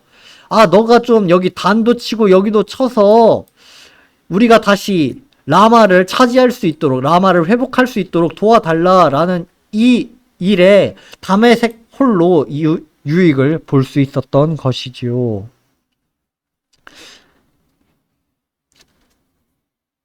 이것은 전체 이스라엘에게 큰 올무로 되었습니다. 어부지리로 다메섹의 아람 왕국은 기회를 놓치지 않고 이스라엘뿐만 아니라 유다를 괴롭히는 세력이 되었습니다. 세 번째로 볼 것은 이제 게바, 미스바 국경 결정입니다. 게바와 미스바의 국경을 결정하는 사건입니다. 외교적인 술수로 바하사가 북쪽을 방어하기 위해 물러가자 아사는 동쪽에는 게바의 성을 세우고 산지 능선에는 미스바의 성을 세웁니다. 게바의 성을 세웠다는 것은 여리고로 내려가는 길을 북이스라엘에게 내주었다는 의미이기도 합니다. 이는 동쪽을 포기하는 정책입니다. 미스바를 건설한다는 것은 베델이 북이스라엘의 경계로 인정하고 서쪽으로 내려가는 베토론 길을 유다가 차지하겠다는 결정입니다. 어떻게 이런 결정이 나타났냐? 이렇게 위성사진을 보면 여기가 게바인데 게바가 있고 전에 게바가 있고 여기 블레셋이 여기 요 지역을 차지했을 때 여기 가운데 큰 협곡이 있었다고 했어요. 건천이라고 하죠. 요 지역이 있었다고 했어요. 지금 유다가 게바의 큰 성읍을 방비하는 이런 성읍을 지었어요. 그러니까 적이 침입을 해올 때 길이 그냥 이렇게 있고 성이 이렇게 있는 게 아니라 여기 이렇게 침입을 해오는 길이 여기 이렇게 가다가 여기 이렇게 건천이 있고 하천이 있고 또 이렇게 성벽까지 있으니 여기서 이렇게 갔다가 성까지 침공하기, 여기 땅이 이렇게 있으면 성까지 침공하기 너무 어려운 것입니다. 그러니 유다가 여기 이렇게 성벽을 쌓은 것은 야 북이스라엘 그래 거기까진 너희 땅 해. 대신 여기를 따라서 쭉 이어지는 요 땅은 우리가 할게 라는 것을 보여주는 것입니다. 이를 만족하면 북이스라엘은 침공하지 않을 거고 이를 불만족하면 북이스라엘이 침공하겠죠. 어떻게 하는지 한번 또 계속해서 내용 보겠습니다. 동을 내주고 설을 얻어 해변길로 나가는 통로를 얻겠다는 아사의 정책은 탁월하였습니다. 남북이 모두 인정할 수밖에 없는 국경이 결정된 셈이었습니다. 모두 베냐민 산지를 필요하였으나 국경 문제로 계속 싸울 수 없었던 남북은 이 결정으로 화친을 맺고 남쪽과 북쪽으로 뻗어갈 명분을 얻게 됩니다. 이렇게 서로 어디까지 해먹어야 되나 딱 결정이 나니 오케이 알았어 저는 우리 너 신경 안 쓸게 라고 하면서 북이스라엘은 앞서 읽었던 열왕기상 15장에서 읽었던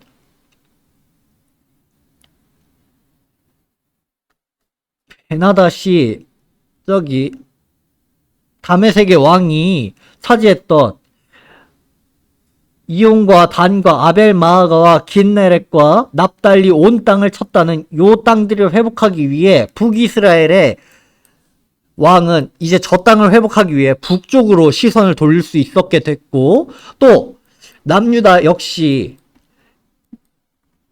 여기 이렇게 땅을 차지하게 했다면 여기 이제 이쪽 지역 블레셋이 차지하고 있으니 여기 아까 왔었던 저기 구스 사람 세라가 차지했던 이 지역도 회복할 수 있었던 그런 시간을 벌 수 있게 된 것입니다.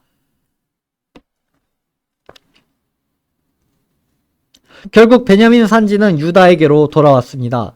다윗의 호의와 정책 이후 수없는 전쟁 끝에 예전 에브라임 산지에 속했던 베냐민 산지를 유다 지역에 속하게 된 것입니다.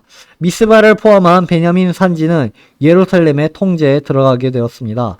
예루살렘에 있었던 여부스 요새는 다윗에게 정복되었고 베냐민에 대한 기본 정책도 완료되었습니다.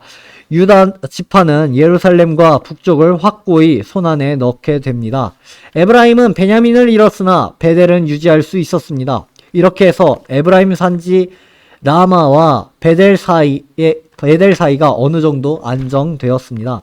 그러나 베냐민의 전쟁과 그 접근은 쉽게 잊혀지지 않았고 유다와 이스라엘 간 긴장 관계는 계속되었습니다. 그러므로 거의 2세기 후에 선지자 이사야에 의하여 베냐민 전쟁의 메아리를 듣게 되는 것은 놀라울 것도 아닙니다. 해당 내용이 이사야 11장 13절 내용입니다.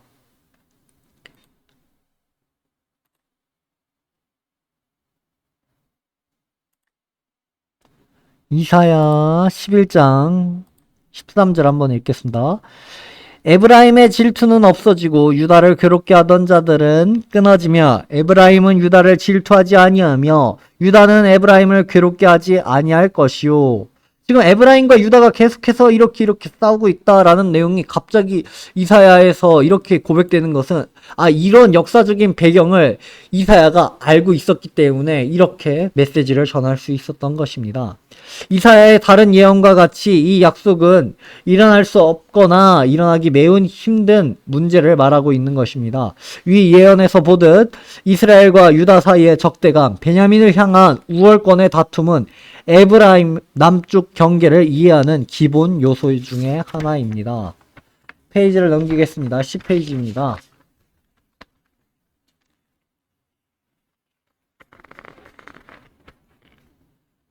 베냐민 산지를 차지하기 위한 전쟁이 재개될지라도 930년부터 880년까지 50년간 유다와 이스라엘 관계를 정리할 필요가 있습니다. 이스라엘이 여리고를 얻고 유다는 베냐민 산지를 장악하였습니다.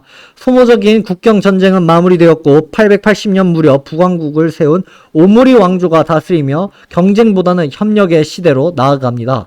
특히 아합과 여호사밧은 인척 관계를 맺으면서까지 협력을 합니다. 아하사밧과 여호사밧 어느 사람이냐 하면은 방금 전에까지 싸웠던 왕들이 이 바하사와 아사왕이었고 이제 여호사밧은 아사의 아들 여호사밧이고 그리고 바하사 이후에 엘라 있었고 시므리 있었고 오므리 있었고 그 다음 아합입니다. 아니 북이스라엘은 왕이 왜 이렇게 많나요? 라고 생각이 들 수 있는데 왕의 통치가 길지 못하였고 자꾸만 반역이 일어나서 짧게 일어났습니다. 아까 페이지 6페이지에 보시면 몇 년 못합니다. 여기서 디브니와 오므리는 같은 시대에 이렇게 통치합니다. 둘이 동시에 통치한 게 아니라 누구는 디브니를 지지하고 있고 누구는 오므리를 지지하고 있었던 것입니다. 이때 오므리가 이겨서 오므리 왕조가 세워지고 오므리 아들인 그 유명한 아합이 등장하게 된 것입니다. 그때 아합이 여호사밧과 인척 관계를 맺게 되는 것입니다. 쭉 넘겨서 또 페이지 10페이지에 있는 지도 보겠습니다. 배교의 길을 간 오므리 왕조입니다. 이스라엘과 아람 사이는 BC 9세기 중반에 이르러 심각한 군사 대결 양산으로 번져집니다. 다메섹은 이스라엘의 방어를 깨뜨리고 요단 동편 왕의 대로와 해변길 일부를 차지하게 됩니다. 위 지도는 BC 9세기 안에 일어난 사건을 보여줍니다. 앞서 아사 왕이 다메섹과 동맹을 맺어 지금 북이스라엘이 우리 공격하지 못하도록 공격 좀 해주세요 요청을 한 그 내용 봤지 않습니까? 그 내용에서 또 이어집니다. 보시겠습니다. 다메섹의 아람 왕국이 공격을 합니다. 단도 먹고 이온도 먹고 아벨무 마하고도 먹고 하솔도 먹고 겟네레까지 공격을 감행합니다. 이 파란 길이 공격로입니다.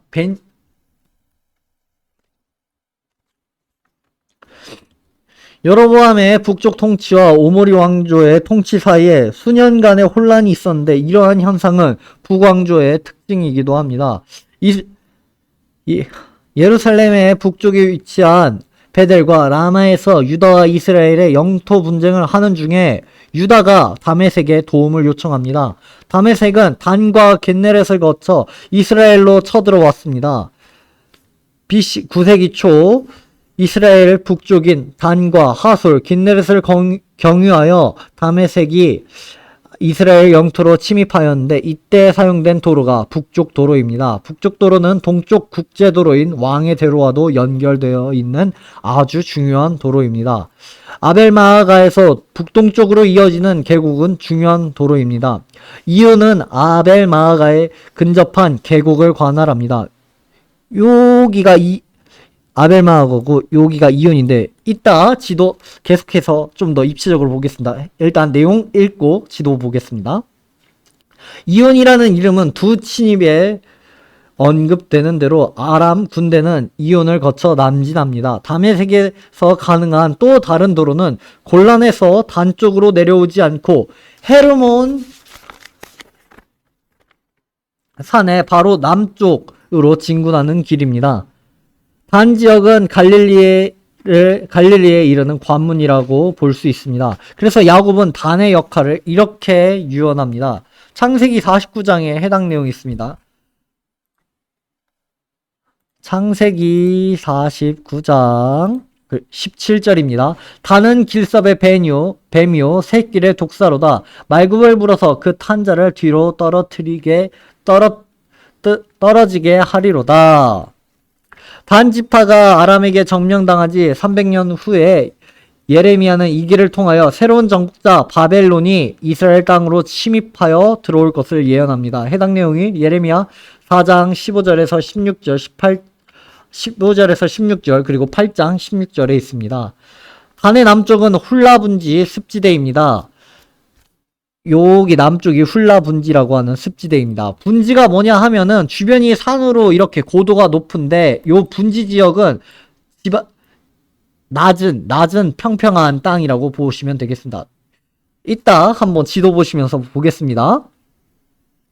훌라 분지를 전체 조명할 수 있는데 동쪽은 해발 750m의 상부 골란 급경사와 접하여 있고 여기가 상부 골란 급경사, 여기가 해발 750m 정도 되는 길이고 북쪽은 이제 저 위쪽에는 이제 헤르몬산 해발 2814m, 저기 한라산과 비슷하죠. 저 지역까지도 있습니다. 훌라 분지 거의 그 정도 되죠. 그쵸? 아, 백두산이 그 정도 높인가요? 그래요? 제가 한라산도 안 가봤고 백두산도 안 가봐서 잘 모르겠네요. 저야 그 정도 높이입니다. 예, 안 가봤어요. 나중에 신혼여행으로 가보겠습니다. 좋아요. 아무튼 그렇게 하고 훌라분지 전체를 조망할 수 있는데 서쪽은 더 급경사인 이제 상부 갈릴리에 둘러싸여 있습니다. 아프리카와 아시아를 오가는 수많은 철새들이 또 이 훌라 분지를 거쳐갑니다. 바야흐로 철새들의 천국이라고도 할 수 있죠. 이제 또 다음 단락은 이제 좀 더 이제 지역에 관한 내용인데 함께 지도 보시면서 보겠습니다. 그냥 글만 쭉쭉 읽으면 머리 아프잖아요. 지도 보시겠습니다. 여기 위성 지도를 보면 여기가 헬몬산이 여기 있고 여기가 단이고 여기가 이제 그 갈릴리 호수, 지금 구약에서는 겟네렛 바다라고 하는데 겟네렛이라고 하는데 요 지역이고 여기 지금 물줄기타고 여기 좀 논두렁 좀 보이는 여기가 훌라 분지입니다. 여기가 지금 여기가 지금 해발부터인데 지금 40m 그리고 뭐 한 80m 한 요 위쪽으로 올라가면 거기까지 올라간대요. 한 40m, 80m, 100m가 안 되는 그 정도 지대입니다. 근데 살짝만 마우스 커서를 올리면 여기까지 가면 막 400m, 500m, 700m까지 쏙 올라갑니다. 여기가 이제 상부 골란 지대입니다. 근데 여기 헤르몬 산 지역이 있는 여기 북쪽으로 가면 역시 쭉쭉쭉 올라가서 이렇게 2000m까지 쭉 올라갑니다. 그렇다고 서쪽은 지대가 낮냐? 서쪽도 역시 400m, 500m, 또 700m까지 올라갑니다. 그러니까 보면은 여기 동쪽도 지대가 높고 북쪽도 지대가 높고 여기 서쪽도 지대가 높은데 여기 분지가 있는 요 지대만 지대가 낮다 해서 여기가 분지 지대라고 합니다. 여기가 왜 지대가 낮냐라고 하면은 이게 또 요단 강에서부터 저기 사해까지 이어지는 그 강길이 이어집니다. 요단강 여기 그리고 갈릴리 호수가 어디서부터 수원이 생기냐면 여기 헬몬산에서부터 물줄기가 쭉 내려와서 길을 따라서 쭉 내려와서 여기까지 이어지는 것입니다. 그 길이 시작되는 것이 바로 여기입니다. 여기 헬몬산에서부터 쭉 수원이 쭉 해서 여기 길 따라서 쭉 내려옵니다. 쭉 내려와서 여기 요단강으로 쭉 가면서 여기 갈릴리 호수까지 내려옵니다. 갈릴리 호수는 저기 해저 200m까지 내려갑니다. 근데 주변 지역을 보면은 그렇게까지 지반이 낮지 않아요. 근데 갈릴리 호수가 이렇게 낮은 것은 물이 높은 곳에서 낮은 곳으로 흐르니까 이렇게 되는 것입니다. 약간 우리가 위에서 아래로 보니까 이렇게 보이는데 이렇게 앞으로 보면은 약간 미끄럼틀이라고 생각하시면 될 거예요. 헬몬산이 여기 이렇게 있으면 이렇게 미끄럼틀 타고 쭉 내려와서 여기 갈릴리 호수까지 이렇게 오고, 여기 가운데 있는 여기 훌라분지는 당연히 미끄럼틀이니까 점점 낮아지겠죠. 근데 여기 북쪽은 당연히 산이니까 높고, 미끄럼틀 위쪽이니까 높고, 여기 미끄럼틀 이렇게 돼 있으니까 여기라고 높다고 생각하시면 되고, 여기 북쪽도 높고 서쪽도 높은 그런 지대라고 생각하시면 되겠습니다. 훌라분지 오늘날 모습입니다. 방금 철새 이야기 말했는데, 철새가 이렇게 많이 옵니다. 이 훌라 분지에 이렇게 물이 많고 생명체가 많이 사는 이런 지역입니다. 얼마나 철새가 많은지 철새 박물관도 있을 정도입니다. 이렇게 아름다운 지역입니다.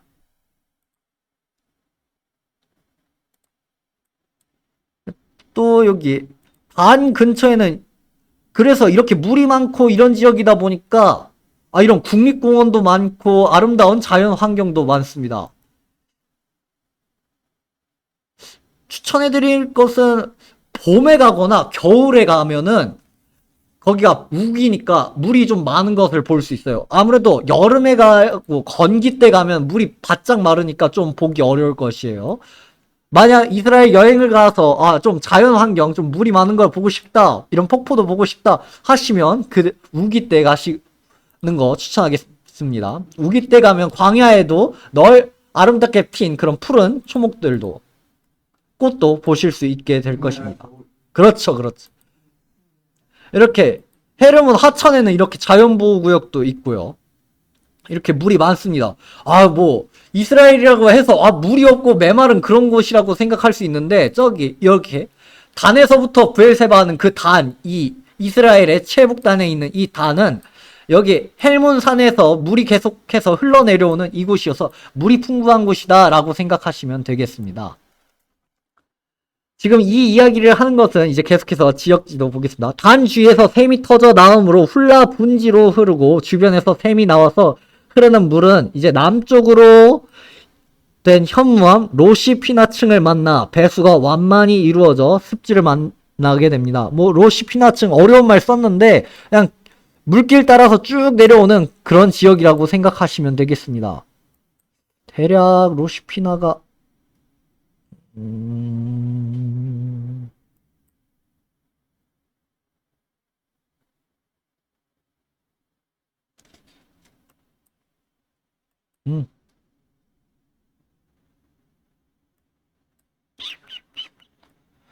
이 지역에 있는 그런 곳으로 생각하시면 되겠습니다. 상부 요단강이 갈릴리 바다로 흘러가기 전에 최소 2번의 병목 과정을 통과합니다. 이로 인해 훌라 분지의 도로는 상부 갈릴리 산지 기슭에 바짝부터 남북으로 협소한 도로로 발전이 됩니다. 왜 그러냐면 이제 이렇게 물이 길 따라서 쭉 흐르는데 두 번 정도 병목 현상이 일어납니다. 물이 한번 쭉 뭉치는 그런 막히는 길이 따르게 됩니다. 이런 길이 있다 보니까 아무래도 길이 발전되는 게, 사람들이 이 길을 따라가기보다는 아무래도 여기 비 오고 막 산에서 물이 많이 쏟아지면 이 길 따라가기가 너무 위험하니까 이 길로 가지 않고 산지길을 따라서 간다는 것입니다. 우리 갖고 있는 지도 보면은 여기죠. 요 길이 바로 방금 말한 요 산지길입니다. 훌라 분지의 물길은 여기인데 사람들이 이 길을 따라가는 게 아니라 여기 밑에 있는 이 산지길을 따라서 이렇게 간다는 것입니다. 아무래도 방금 말했듯이 여기 훌라 분지의 지대는 낮고, 여기 이 분지 지대 말고 여기 남은 이 모든 지대가 높기 때문에 사람들이 굳이 힘들게 한 400m 위에서 쭉 내려왔다가 여기 낮은 길 따라서 물길 따라서 왔다가 또 그대로 바다 건너서 갈 수 없으니까 다시 여기 위로 올라갈 때 또 400m 또 올라가기 힘드니까, 야, 그냥 이렇게 또 물 범람하면 또 큰일 날 수도 있으니까 우리 그렇게 길 만들지 말고 그냥 좀 불편하더라도 이렇게 산지길 따라서 좀 좁더라도 이렇게 길 만들자 해서 이렇게 길이 형성이 된 겁니다. 또 여기 밑에 길은 왜 안 만드냐 하면 여기는 아주 험한 여기는 또 이렇게 위성사진을 보면 또 험한 산지이다 보니까 쉽게 길을 만들기가 어렵습니다. 막 예, 계곡도 있고 해서 쭉쭉 뻗어나가는 그런 도로를 만들기 어려워서 그냥 계속해서 발달되었던 요 산지길, 지금 지도에도 이렇게 하얗게 표시된 요 길을 따라서 길이 이어집니다. 지금 이 이야기가 계속해서 진행되는 것은 아람이 지금 단을 거쳐서 계속해서 이렇게 하술까지 겟넬까지 이 길을 따라 왔다는 것을 이야기하고 있는 것입니다. 9세기 초 다메섹 왕이 정복한 도시 목록에 하술이 언급되지 않더라도 고고학적 증거는 솔로몬이 건축한 하술이 당시 파괴된 흔적을 보여줍니다. 후에 이스라엘 왕 아합이 다메섹 주도하에 연합한 아람 연합군의 위협에서 이스라엘을 방어하기 위해 하술을 재건하고 더욱 요새화하였다고 보기도 합니다. 자, 아까 처음 북이스라엘의 수도가 세겜이라 했습니다. 그리고 두 번째, 반역이 일어났고,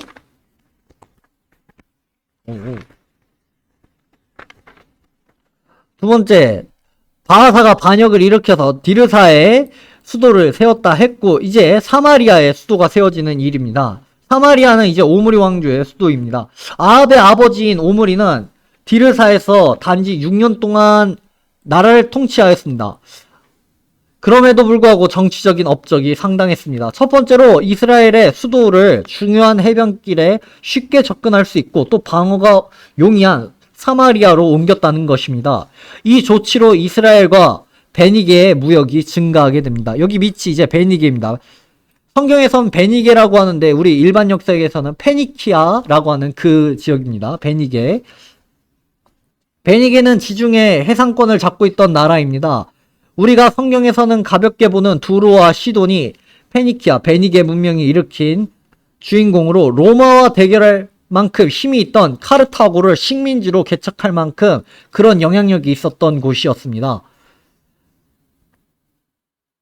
오므리의 아들인 아합은 아버지의 정책을 이어서 북이스라엘의 경제를 절정에 이르게 하였는데 열왕기상 16장은 이를 반영합니다. 아합이 그냥 하나님을 섬기지 않은 악한 왕, 나쁜 왕이라고 생각해서 우리가 쉽게 아합 뭐 나라를 얼마나큼 잘 다스리겠어 했겠지만 아합 생각보다 나라를 잘 다스렸습니다. 백성들이 아합의 그렇게 말하는 그 바알 선지자라든지 그것을 왜 따랐냐 하면은 아합이 생각보다 일을 너무 잘하니까 먹고 사는데 걱정이 없게 해주니까 정말 저 신이 우리를 진짜 보호해주나? 이스라엘이 우리가 섬길 신이 하나님이 아니라 진짜 바알인가? 자꾸만 이렇게 헷갈리게 했다는 것이죠. 오므리 왕조는 유다 다윗 왕조와 우호 관계를 도모할 뿐만 아니라 동맹 관계까지 맺게 됩니다. 오므리 왕조의 배경은 이러합니다. BC 880년 다르사에서 또 한 번 반란이 일어납니다. 바하사의 아들 엘라가 왕의 병거 절반을 관장하던 시므리에게 살해당하였던 것입니다. 아까 페이지 6페이지에 쭉 보시면 제가 넘길게요. 페이지 6페이지에 바하사의 아들이 엘라입니다. 엘라가 그의 장관 시므리에게 반란을 당합니다. 시므리가 그럼 나를 얼마만큼 통치했냐? 7일 동안 통치합니다. 고작 일주일 통치합니다. 시므리는 전 왕의 가족과 걸림돌이 되는 모든 사람을 제거합니다. 남유다의 아사는 바하사보다 전술 면에서 앞섰고 북이스라엘은 이로 인해 베냐민 지경을 잃게 됩니다.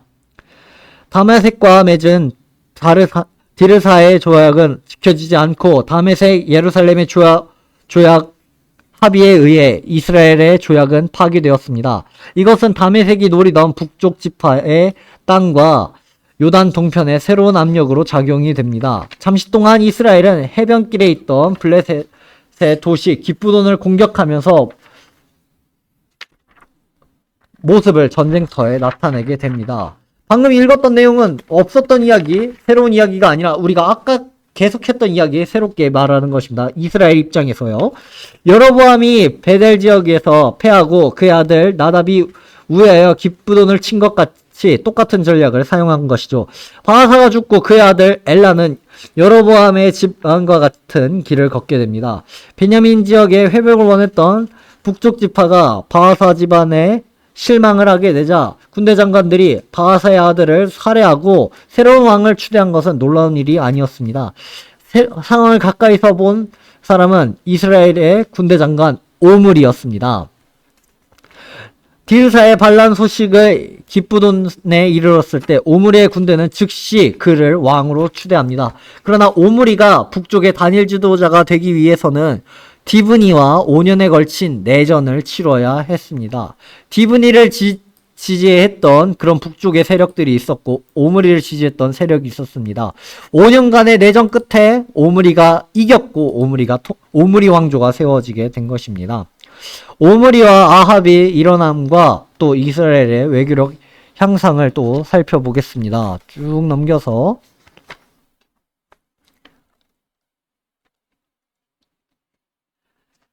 바하사로부터 시작된 내전은 이스라엘을 극도로 약화시키게 됩니다. 오므리가 정권을 장악하자 시급히 주어진 과제는 국가의 재건과 외교력 강화였습니다. 아무래도 이렇게 내전이 일어났다 보니까 국가가 쇠퇴할 수밖에 없고 또 외교적인 입장에서 볼 때 정말 저 나라 믿을 수 있을까? 이런 생각이 들 수 있었죠. 그러니까 이렇게 오므리가 정권을 잡으니 이 두 과제가 시급했던 것입니다.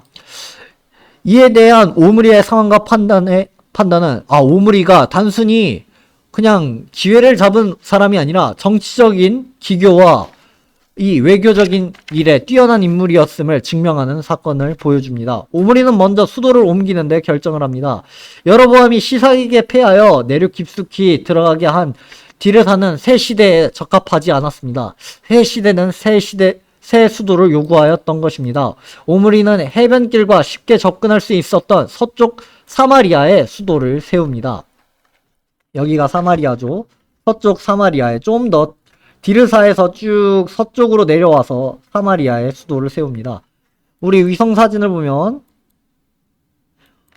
세겜이 여기 있고 디르사가 아마 여기 있을 텐데 요즘은 지명도 바뀌고 또 유적지도 남지 않아서 디르사를 제가 확인을 못했습니다. 그래도 사마리아는 찾았어요. 사마리아가 여기 있습니다. 여기가 지금 사마리아 유적지인데 한번 사진 보겠습니다. 거의 다 부서져 있죠, 그냥. 이렇게. 그때 당시, 지금 우리 성경시대 당시 사마리아의 터입니다. 이렇게 생겼습니다.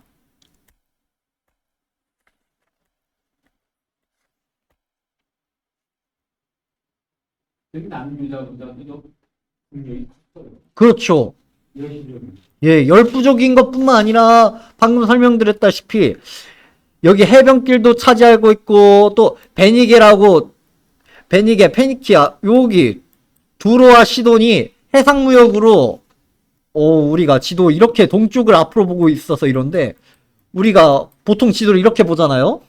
이렇게 볼 때 여기 여기 그리스 있는 이 헬라 지역과 여기 터키 이 지역과 여기 베니게가 이렇게 무역을 계속하면서 많은 이익을 얻고 있었습니다. 당연히 애국과도 무역을 가능했었고 여기 카르타고 이 지역도 식민지로 차지할 정도로 그렇게 강한 영향력을 끼쳤던 이 베니게 문명과 또 북이스라엘이 이렇게 해변길로 교류를 하고 있으니 당연히 국력뿐만 아니라 재력도 상당히 셌죠. 하지만 하나님을 멀리 떠나서 아까 보셨던 그 사마리아 이 땅이 이렇게 황폐하게 남는 건 어쩔 수 없는 일이고요.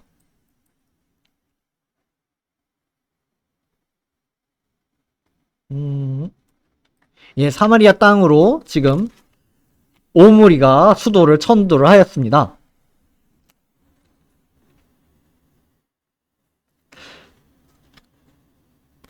이는 오므리가 단순히 이 책상에서만 공부한 사람이 아니라 아까 말했듯이 군대 장관이었습니다. 군사적인 경험과 기브돈에서의 전투로 인하여 해변길의 중요성을 알기 때문에 이렇게 해변길과 좀 더 가까운 사마리아에 수도를 세운 것입니다. 블레셋의 위협에서 벗어난 이스라엘은 사마리아에서 해변길로 접근할 수 있었으며 다메섹과 예루살렘과 마찰 없이 해변길로 교역상의 이익을 얻을 수 있었습니다. 두 번째, 국제적인 문제를 정리하였습니다. 주변 국가와 동맹을 맺는 것은 그 시대의 가장 중요한 과제였습니다. 어떤 경우 두 국가의 이익이 한 곳에 집중되어 잦은 충돌을 일으키기 때문입니다. 예를 들어 왕의 대로를 따라 세력을 확장하려 했던 다메섹은 수년 전 예루살렘의 요구에 의하여 바하사 왕과 맺은 약조를 깨고 이스라엘의 뒤통수를 쳤습니다. 이스라엘은 해변길에 위치한 기브돈의 블레셋과도 이런 이해관계에서 충돌되기도 하였습니다. 이스라엘은 이런 동쪽의 다메섹과 서쪽의 블레셋과 상충되는 관심을 가지고 있었기 때문에 다른 쪽의 안전을 확보해야 했습니다. 오므리는 남쪽의 유다와 국경이 어느 정도 확정이 되자 아까 지도에서 보셨던 것처럼 국경이 이렇게 딱 확정이 되자 저는 유다와 싸움을 벌이지 않고 다른 쪽에 신경을 쓰게 됩니다. 먼저는 유다와 화친을 맺습니다. 쭉 지나가서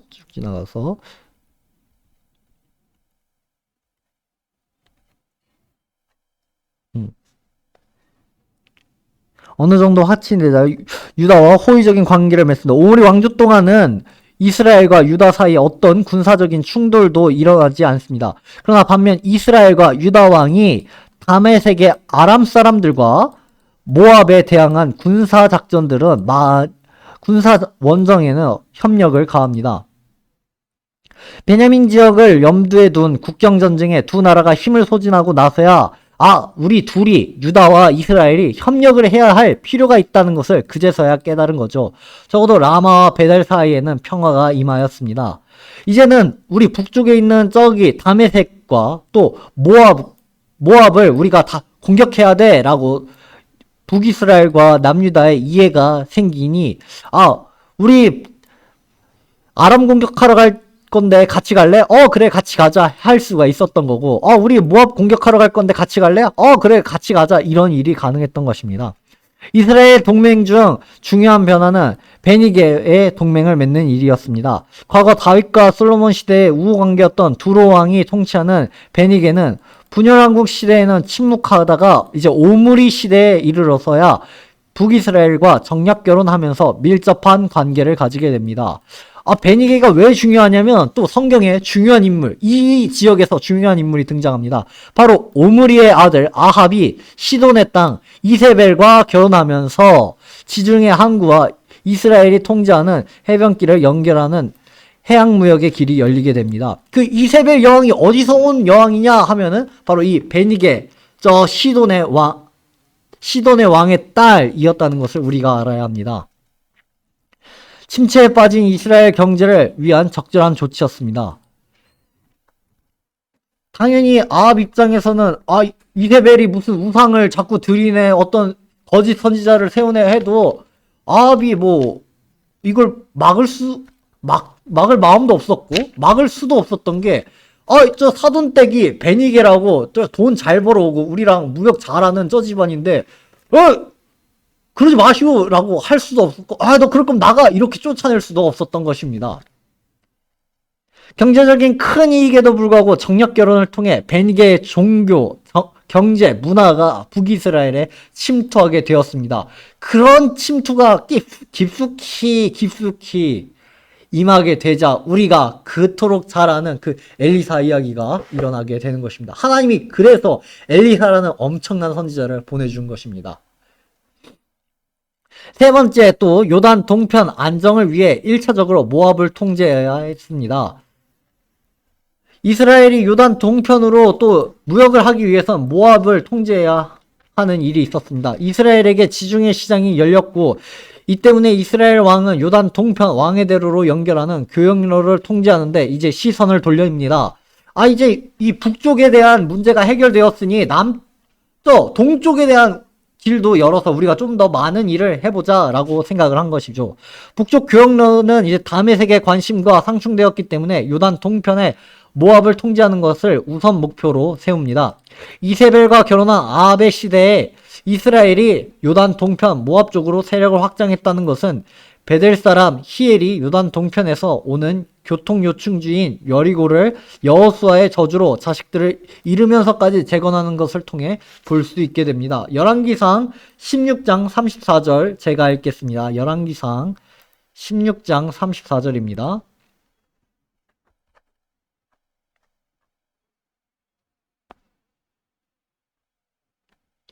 그 시대에 베델 사람 히엘이 여리고를 건축하였는데 그 터를 쌓을 때 맏아들 아비람을 잃었고 그 성문을 세울 때 막내 아들 수굽을 잃었으니 여호와께서 눈의 아들 여호수아를 통하여 하신 말씀과 같이 되었더라. 아멘.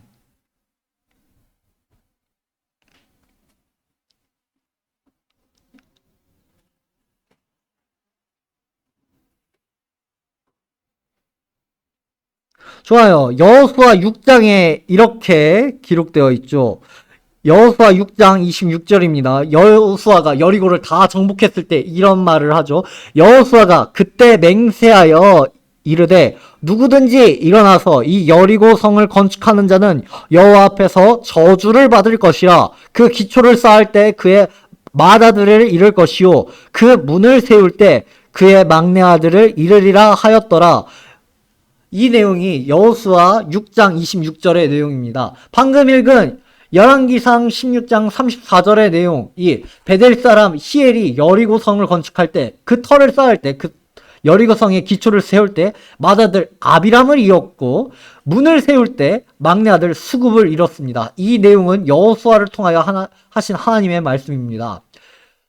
처음 정복하는 그 땅, 그 여리고 성을 하나님께 온전히 드렸던 그 헤렘이었는데 그것을 다시 세우는 이것을 하나님이 용납하지 않았던 거죠. 근데도 이 베델 사람이라고 하는 히엘이 왜 다시 세웠냐 하면은 베델이 다시 아까 지도를 보시면 쭉 보시면 베델이 북이스라엘의 땅으로 이제 국경이 확정되었지 않습니까? 지금 북이스라엘은 근데 오모리 왕조가 나라를 다스리고 있고 아합이 그를 뒤이어 왕이 되었고 아합의 아내였던 베니게 왕 시돈의 왕의 딸 이세벨이 나라를 다스리고 있는 이 시대에 우리가 해양 쪽으로는 더는 힘을 안 써도 되겠다. 왜? 우리 처가가 그쪽 사람이니까. 그러니까 우리가 눈을 돌려서 관심을 있게 할 곳은 저기 동쪽 왕의대로 쪽이겠구나. 그럼 저기를 왕의대로를 차지하기 위해서는 모압을 그 지역을 차지하고 있는 모압을 우리가 이겨야 되겠네. 모압을 이기려면 어떻게 해야 되지? 당연히 동쪽으로 군사를 가야 되겠지. 어떻게 군사 갈까? 동쪽으로 가는 최고의 길 여리고를 거쳐서 가야 되는구나. 이 모든 것이 이어지기 때문에 지금 베델 사람 히엘이 왕 아합에게 잘 보이기 위해서 그러면 제가 가서 건설할게요 라고 쭉 가서 여리고를 건설했던 장면이 이 여왕기상 16장의 내용이었던 것입니다.